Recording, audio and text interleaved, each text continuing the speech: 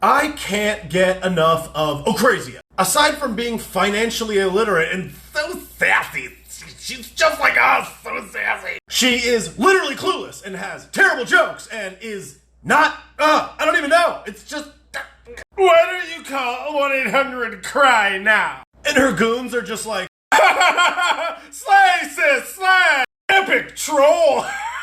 Oh, wow, that Chick-fil-A dress is iconic. Oh, she's a literal queen! Oh my god, queen! Because after Cinderella got home from her gala, she got hard at work to spend more of your money. But you know, she's just like us. She's sassy and young. She's working class. She's from the working class as she grew up in the suburbs and went to BU. You know, BU, working class, where the current tuition there is, with room and board and fees, is $76,000 a year. Working class. If you include personal expenses and books, it's almost $80K a year. And since the average median salary in the United States is $31,000, I would say that's a little bit above a working class, bro, but whatever. And if you want to be like, oh, well, tuition's more expensive now than when she went to school. Yeah, because the government got its dirty, filthy, financially illiterate paws in there, printed and devalued all your money. But whatever, that's a topic for another day. Because after all, nothing says working class like making 175 clams a year, living in a high-rise above a Whole Foods, and driving a Tesla, whatever.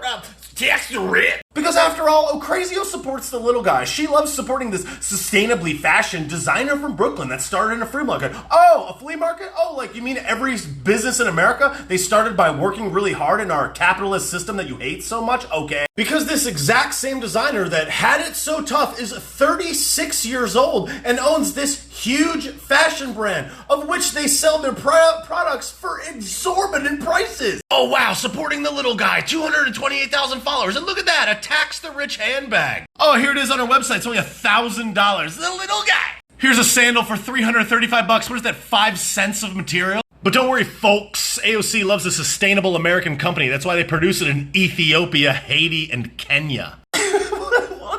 Living wage. What's the average salary for a month of work in Kenya? $159. Even if it took a person in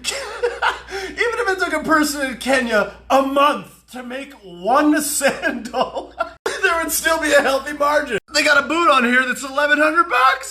This sock is $35. Sounds like the only people that can afford to buy fashion from this brand that AOC supports are rich people. Tax the rich. Oh man, hilarious. Ho, I got lost there for a second. All right, back to what I was going to talk about. This actual human person, this O'Chick-Fil-A, actually introduced a bill today to extend the clam dem unemployment benefits till February of next year. It would be really nice if people understood that when a country is trillions of dollars in debt and they want to extend these benefits, do you know who's paying them? All of us. Now, you could say that we're not paying it, we're just printing it. Yeah, but the printing it devalues the currency we have, which means it's coming from us. So she wants to spend more of your money. And people will be like, oh, but don't you want people to get more money? What is it your fault? Typical privilege. Why don't you want more people to get free money from the government? First of all, because it's not free, all of us have to pay for it. If the federal government actually had money, it would be taking away from money that could be put to better use, first of all.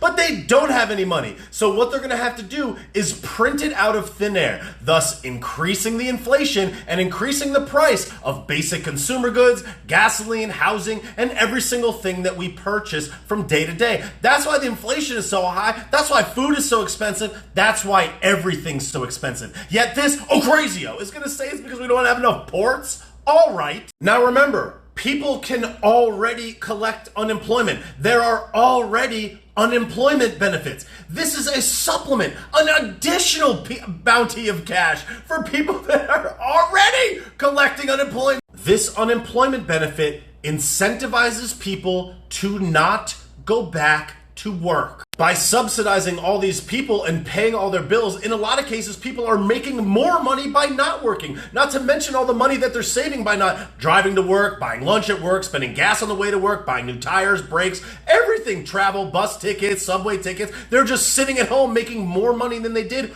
going and working. There are millions of unfilled job positions around the entire United States. You know why those positions are not filled? Not because people are afraid, but because they're making more money to sit at home. Those jobs are going empty, and that's why production is so low. That's why output is so low. That's why prices are so high. In addition to all the other inflationary measures like printing money out of thin air. So that means that hiring workers is extremely expensive. You have to pay workers more money, lower skilled workers more money, just to get people to fill the jobs. Or you have to close your business or downsize. And that reduces the efficacy of your business, makes you have to charge more money, and it reduces the quality of life for everyone. If you have to pay more money for a dwindling workforce, it means you have to raise prices. By raising prices, that oftentimes affects lots of people in your community. That means more money for your bagel, more money for your coffee, more money for your gas, more money for paper towels, more money at the grocery store. If you have to pay the person that stocks the grocery store shelves more money just so someone will stock the shelves, someone has to pay for it. That payment, that extra cost, is felt the most by the little guy, by the lower and middle class. This quite literally damages the exact people she's pretending to want to protect. If it's so cost prohibitive that you can't even afford to hire workers, you gotta downsize the size of your business or close it entirely. Often generational businesses or family businesses get closed for this reason. And then what happens? Big businesses can buy your assets up, your property, or all of your inventory for pennies on the dollar, making the bigger guys more money, making the conglomerates more money, making the rich richer. Let's say you're able to muscle it out and you're actually able to stay open. Well, the big businesses can afford to buy self-checkout machines, automate, buy robots, and all these other things where your small business, your local mom and pop can't afford to do that. So the bigger business that's able to automate and not pay those expensive workers because they're so expensive to get them because they're getting paid this supplemental insurance to stay home, those businesses have to charge more money for their products. As a result, people go to the big box retailers because they're able to charge a lower price. And then they go out of business. No matter what, the big guy wins. I'm going to say it over and over again.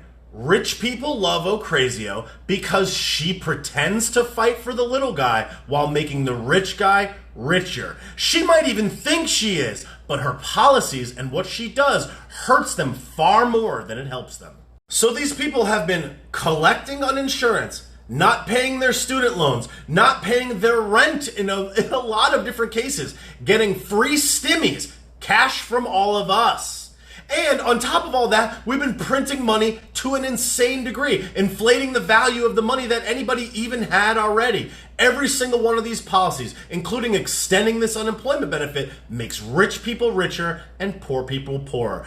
Everyday household goods, everyday consumer products, all those prices go through the roof because the labor's so expensive because they're getting paid to sit at home. Again, the policies make rich people richer, not help the lower middle class. Those are the ones who suffer the most. So the rich love her. They just put her front and center. They're like, slay, slay, slay. And then they put her on the news and in magazines and artificially inflate her stock so that everybody worships her and thinks she's fighting for them because they know every time she speaks, they make more money. She, just like them, are emotionally manipulating people that don't take the time to have the depth of understanding to understand the ramifications of these policies. What seems good is oftentimes not. Because old sayings often ring true and have a way of being timeless. If it seems too good to be true, it usually is. But hey, who cares? Slice this! Stick it to the rich! $70 sweatshirt! Oh wait, my bad! It's $88! $88! You can employ a person in Kenya for half a month! Yo, hello!